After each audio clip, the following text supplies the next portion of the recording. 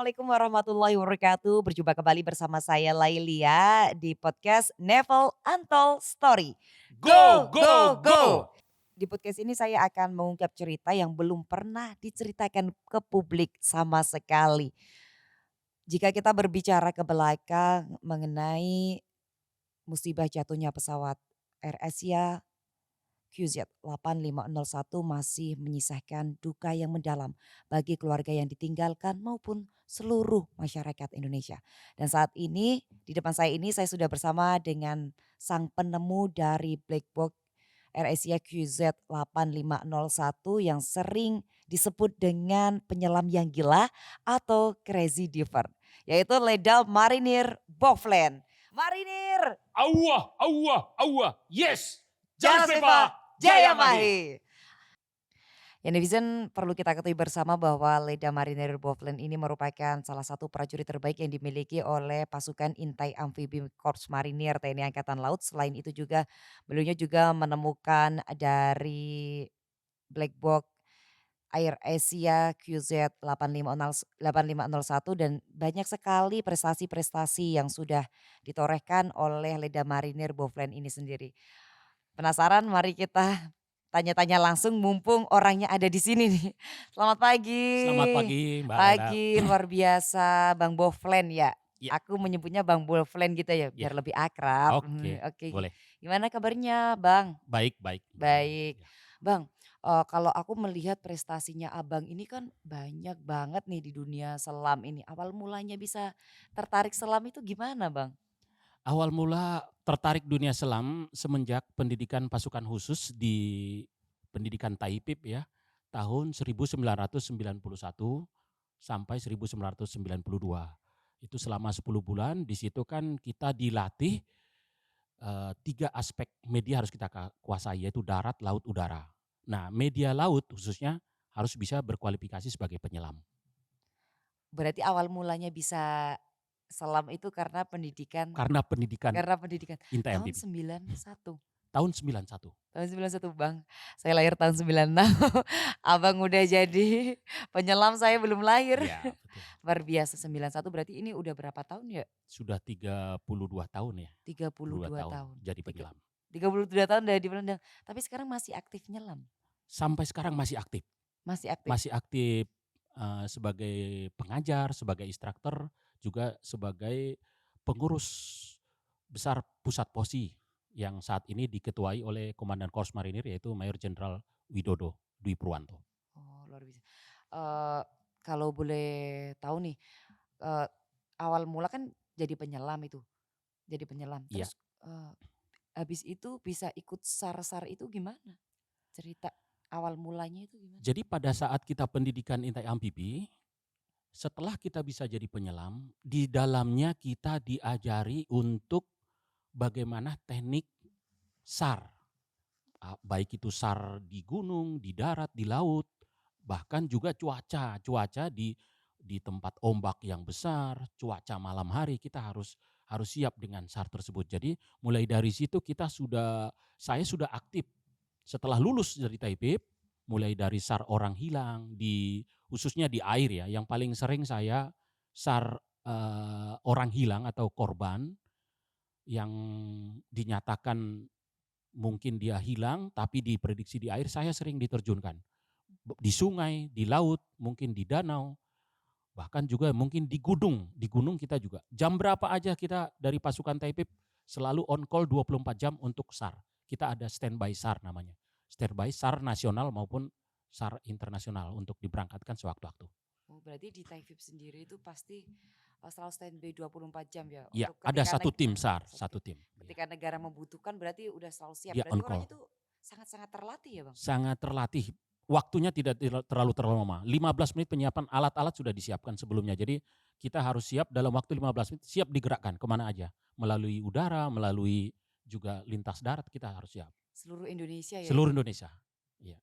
Berarti itu udah selama SAR itu udah kemana aja itu sudah selama 32 tahun ya Bang? Selama 32 tahun cukup SAR-nya? banyak ya SAR yang saya alami, pengalaman yang saya alami mulai dari lulus tahun 92 itu udah banyak SAR misalnya di danau, waktu di Surabaya saya SAR orang korban tenggelam biasanya di daerah Kali Brantas juga sering, kemudian tapi yang paling menonjol itu kita kan tahu kejadian pesawat jatuh. Pesawat jatuh itu ada 3 kali pesawat jatuh yang keterlibatan negara kita cukup banyak ya, Basarnas maupun potensi SAR dari Angkatan Laut, mulai dari SAR AirAsia yang jatuh di Pangkalan Bun, Kalimantan Tengah, itu tahun 2014 Desember. Kemudian kejadian pesawat yang jatuh lagi di Karawang, pesawat Lion Air. Kemudian jatuh lagi pesawat yang belum lama ini adalah Sriwijaya yang di Pulau Seribu. Tapi yang paling berkesan bagi saya adalah jatuhnya pesawat AirAsia KJ 8501 yang di Pangkalan Bun. Kenapa, Bang? Berkesannya karena kebetulan waktu itu dalam suasana waktu itu saya dalam kondisi cuti ya, cuti Natal. Iya. Saya agama Kristen, jadi cuti Natal saya diberikan. Ternyata setelah saya pada saat cuti Natal, saya menonton di televisi, kok ada jatuh pesawat, pesawat dinyatakan lost contact atau hilang ya, hilang. Tapi belum tahu di mana kondisinya. Jadi pada saat kejadian tersebut saya nonton di TV, diperkirakan dijatuh di laut. Dalam hati saya akan dipanggil. Tapi Itu berarti udah ada perasaan gitu ya? perasaan gitu akan dipanggil karena apa? Salah Naluri. salah satu penyelam senior di Angkatan Laut yang sudah level instruktur, kebetulan saya. Jadi sering sekali saya begitu udah SAR di air atau khususnya di laut, itu pasti terlibat. Jadi saya sudah melihat di TV, saya siap-siapkan barang untuk gerak sewaktu-waktu. Jadi pada saat itu saya ditelepon dari satuan, segera kembali ke satuan untuk berangkat tugas. Tapi tidak dikasih tahu dulu tugas apa, tapi karena kita sudah menonton media televisi, kita Langsung. langsung tahu akan tugas apa. Jadi sudah saya siapkan perlengkapan, kemudian saya hanya pamit terhadap keluarga, saya akan berangkat tugas. Tapi tidak saya kasih tahu tugas apa. Kemudian mereka, ya bubar dah untuk rencana cuti kan gitu kan, yang tadinya rencana udah mau pergi liburan lah. Karena kalau cuti ini kan biasanya cuti Natal dan Tahun Tahun Baru. baru. Nah, kemudian setelah itu saya berangkat ke kantor, kemudian sudah langsung disiapkan barang, perlengkapan perahu karet, segala macam alat selam untuk berangkat naik pesawat ke Halim Perdana Kusuma. Ke Halim Perdana Kusuma untuk berangkat ke Pangkalan Bun, Ya. tempatnya bandara waktu itu, untuk segera digeser ke tengah kapal. Waktu itu KRI Banda Aceh sudah ada di tengah laut waktu itu. Sudah banyak kapal KRI dari TNI Angkatan Laut untuk yang dideploy di lapangan. Sehingga kita dari Pangkalan Bun digeser lagi lintas darat ke dermaga yang lebih dekat situ untuk digeser pakai kapal KAL Basarnas. Ya. Jadi dari situ kita berangkat menuju KRI Banda Aceh sudah ada di tengah dari dermaga sekitar 8 jam perjalanan. 8 jam? Jadi sekitar cukup jauh lokasi perkiraan jatuhnya atau lost contact pesawat tersebut. Demikian. Jadi setelah di lokasi ternyata ombak cukup besar, masih cuaca cukup lumayan kurang bersahabat ya. Jadi badai, kemudian akhirnya dari kapal Basarnas waktu itu kita harus bergeser ke KRI Banda Aceh sebagai kapal induk di lapangan. Jadi begitu bergeser, kita semua geser akualung lewat jaring debarkasi ya, cukup sulit untuk malam hari memindahkan dari kapal kalnya Basarnas ke atas KRI Banda Aceh. Jadi kita geser semua potensi SAR yang ada, kemudian dari situ kita bergerak ke lokasi daripada perkiraan jatuh. Karena potensi SAR saat itu dilibatkan semua unsur, termasuk juga Basarnas, kemudian juga dari TNI Angkatan Laut juga melibatkan penyelam. Penyelam kita penyelam gabungan namanya. Ada Denjaka, Kopaska, Dislambair, dan Taipib sendiri. Itu kurang lebih tim penyelam itu di kapal Banda Aceh itu waktu itu ada 47 personel yang sudah potensi penyelam. Nah dari situ diberangkatkan menuju lokasi TKP yang kemungkinan jatuhnya kan karena jatuh pesawat di tengah lautan luas kita susah menentukan di mana kira-kira nyelam. Kita tidak sembarangan untuk turun menyelam karena apa? Menyelam dengan kondisi arus demikian dan tidak ada kemungkinan untuk tanda-tanda kita sulit. Jadi kita dari Basarnas mendatangkan kapal namanya kapal geosurvey. Kapal geosurvey ini memiliki alat canggih berupa multi beam echo sounder. Jadi dia bisa mendeteksi logam Logam, yang ada di dasar laut, dasar laut. di dasar laut. Sehingga begitu ada benda logam yang dicurigai di dasar laut, disitulah letaknya diturunkan penyelam. Nah, penyelam kita juga karena cuaca badai, kita tidak penyelam dulu turun, kita turunkan dulu namanya robot. Ada Robot, ROV, ROV itu ROV, kan iya ya. ya Robotic Observation Vehicle. Jadi digerakkan pakai remote control. Jadi digerakkan sehingga dia dia menyelam untuk mengambil gambar dulu tentunya kan. Oh, di bawah Eh, kayak gimana gitu, Ya suasananya di bawah. sosok di bawah. Tapi berhubung karena cuaca arus cukup kencang sampai 2 knot lebih, alat ini tidak bisa bekerja dengan sempurna, Mmm, ROV ini. Jadi sehingga dia melayang. Belum nyampe ke dasar dia melayang. Sehingga tarik lagi ROV atau robot ini untuk naik ke atas kapal, keputusan terakhir diver turun, diver penyelam sendiri. keputusan. Nah, pada saat cuaca buruk demikian, tentunya orang kalau mau turun kan agak sedikit ragu ya. Keraguan-raguan itu muncul dari wajah personil yang harus turun menyelam dengan badai, ombak besar, arus kencang. Iya. Karena saya merasa saya senior dan ada rekan saya waktu itu Serka OO, dia saya tanya, "Siap nggak turun bersama saya?" Saya tanyakan gitu. "Siap Bang, ayo kita turun duluan." Saya laporan sama sekarang waktu itu masih Mayor Frop, sekarang udah Kolonel, Kolonel Frop dari Denjaka. Iya. Saya ngomong demikian, "Izinkan Katim, saya turun duluan." Prinsip saya, layak bagi saya, berarti layak bagi junior saya. Jadi saya senior, saya harus diumpankan dulu, istilahnya gitu kan. Iya. Tapi saya bukannya saya untuk diumpankan dulu, tapi saya memiliki kemampuan. Saya yakin kemampuan saya karena saya sering berlatih di cuaca ombak besar, arus kencang, saya masih terlatih di bidang itu karena sering latihan, itu aja. Bukan orang hebat saya, Sering, tapi karena karena sering terlatih. terlatih, Ya. itu. Prinsip saya itu.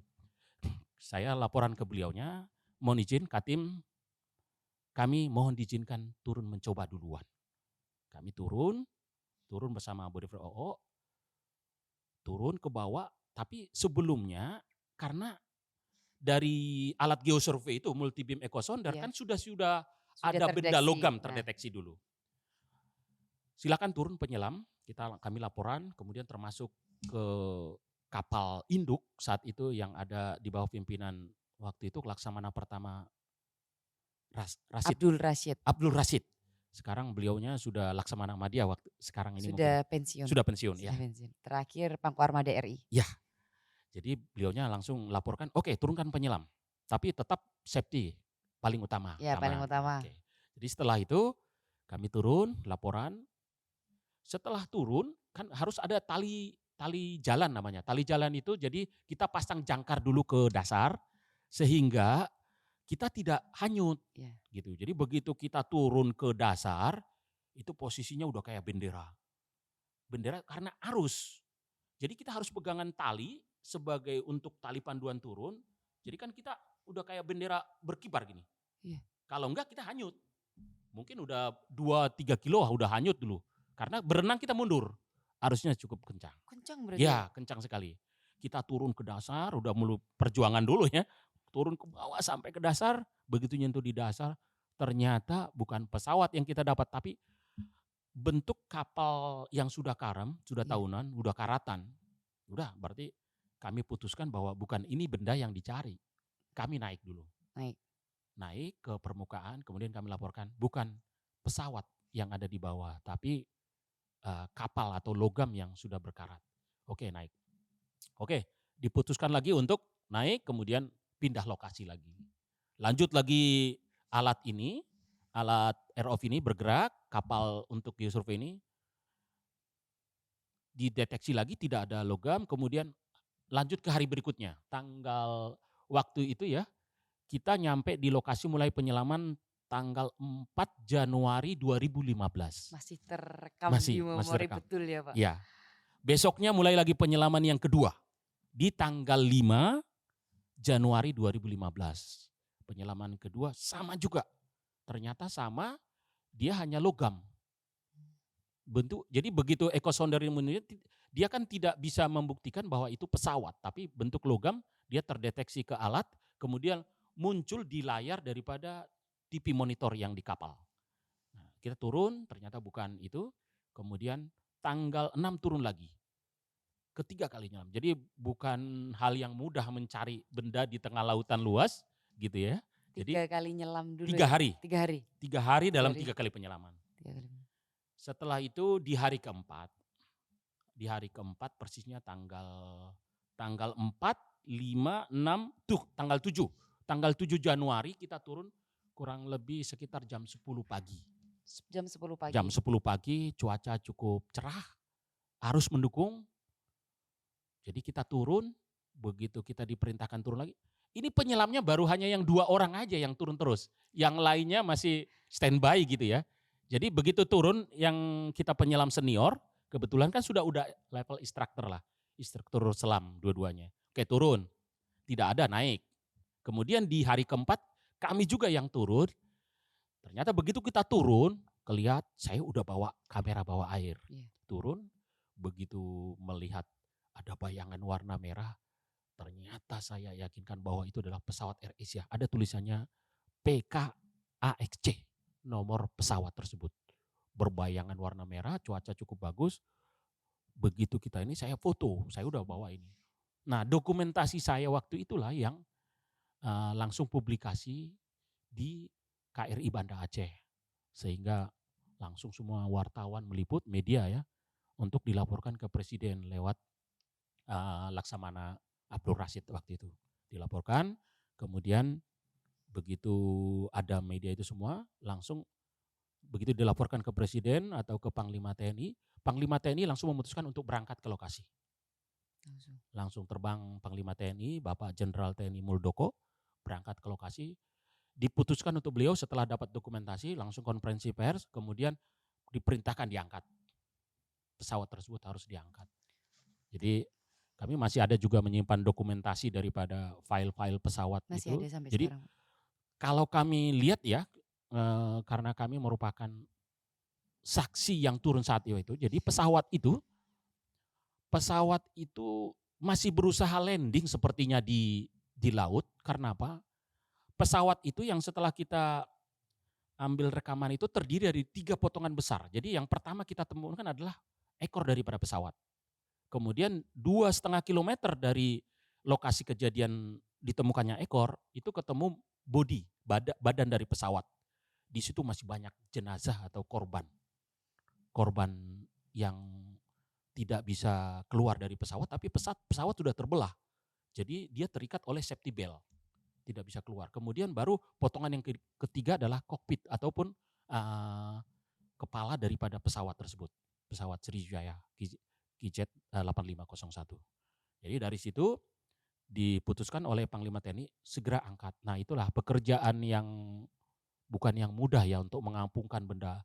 Udah pekerjaannya di selam air ini, penyelamatan bawah air. Kita menggunakan pelampung lifting bag untuk mengangkat pesawat ini. Nah, dari situlah ditemukannya black box daripada pesawat KJ itu. Setelah terangkat semua ekor dari pesawat, ditemukanlah black box. Ternyata black box itu ada 2, Mbak. Saya baru tahu juga di situ. Saya tadinya kan awam masalah black box ya. Iya. Black box itu ternyata warnanya oranye, Bukan. bukan hitam. Oh. Iya, bukan hitam. Jadi Bukan merah juga ya? warnanya oranye. Oranye. Oranye menonjol dan bendanya kurang lebih panjangnya 40 cm, lebarnya 15 cm. Jadi berupa kotak dia. Ada 2 black box, satu FDR. FDR itu singkatan dari Flight Data Recorder. Berisi tentang Percakapan? bukan. Bukan? Kalau Flight Data Recorder itu ketinggian pesawat, Ketinggian kemudian pesawat. jelajah. Iya. Terus rute pesawat di situ datanya. Itu flight data dikorek. Kemudian yang kedua ketemu juga black box-nya sama kita, sama penyelam, cockpit voice recorder, Oh iya. CVR. CVR-nya itu cockpit voice, itulah percakapan antara pramugari dengan ini. Kemudian percakapan dari pilot ke tower, ke tower pengendali di bandara, airport, itu ada di situ. Ada di situ semua. Ya, jadi Kuncinya ya ya. kuncinya di situ. Jadi keberhasilan daripada SAR kita saat itu ya, khususnya Angkatan Laut yang menjadi motor daripada SAR itu Saat saat itu. itu, ya dinilai cukup berhasil lah. Cukup berhasil karena satu penumpang bisa berhasil dievakuasi dari jumlah 165 penumpang kurang lebih saat itu, kita bisa berhasil mengevakuasi 127 penumpang yang ditemukan jenazahnya. Jadi jenazah itu ada ya, memang saat itu kita bergerak dari rasa sosial kita kan. Iya. Jadi bagaimana seandainya keluarga kita misalnya mengalami hal yang musibah demikian. ini. Jadi tujuan utama kita dulu bukannya black box-nya, tapi adalah menolong korban dulu. Sebenarnya itu ya Itu Pak, tujuan kita. tujuan Iya. Bapaknya. Tapi kan perintah pimpinan, temukan, angkat semua, tidak ada yang tersisa di bawah. Jadi begitu kita evakuasi dulu semua korban, itu ada maaf ya, udah ada potongan tangan, potongan tubuh, bahkan udah ada hanya paha aja, semua kita angkat dan masih ada yang utuh jenazah itu. Dalam kondisi dia lost contact, pesawat itu jatuh tanggal 28 Desember 2014. Sementara diketemukan pesawat itu tanggal 7. Berarti bisa kita bayangkan kurang lebih 1 minggu jenazah di dalam air itu masih utuh. Karena dingin kan? Karena cuaca mungkin di air laut ya. Iya. Air laut pengaruh daripada air asin itu, jadi dia awet, jenazah itu awet. Jadi begitu kita munculkan kita lepas jenazah itu dari kondisi daripada safety belt.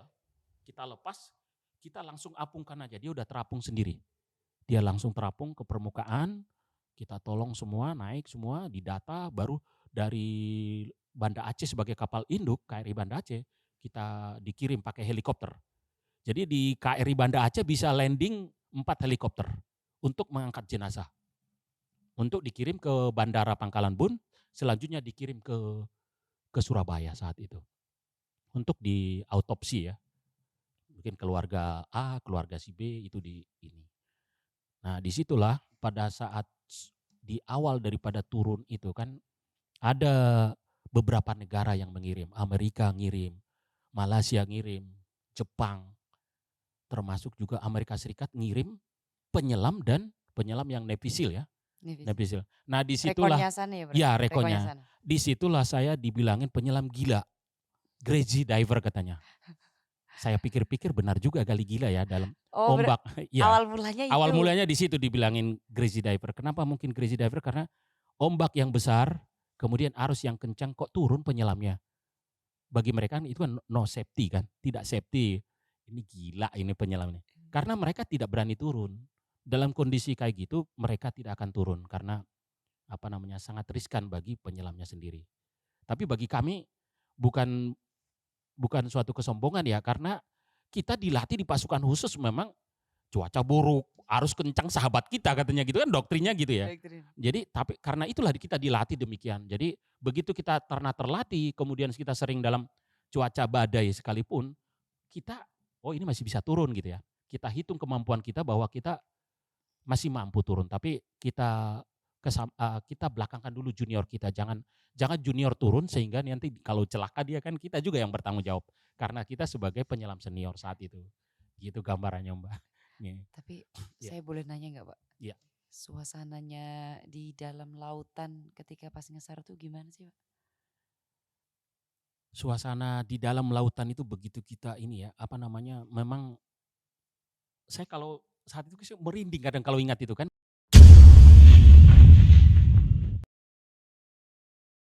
Sering sekali kita nggak pamit ya, karena keluarga itu kita jangan sampai membuat mereka khawatir. Itu tidak boleh menyelam lebih dari 43 meter. Saat Boni 75 meter. 75 meter? Ya, itu terdalam yang pernah saya alami.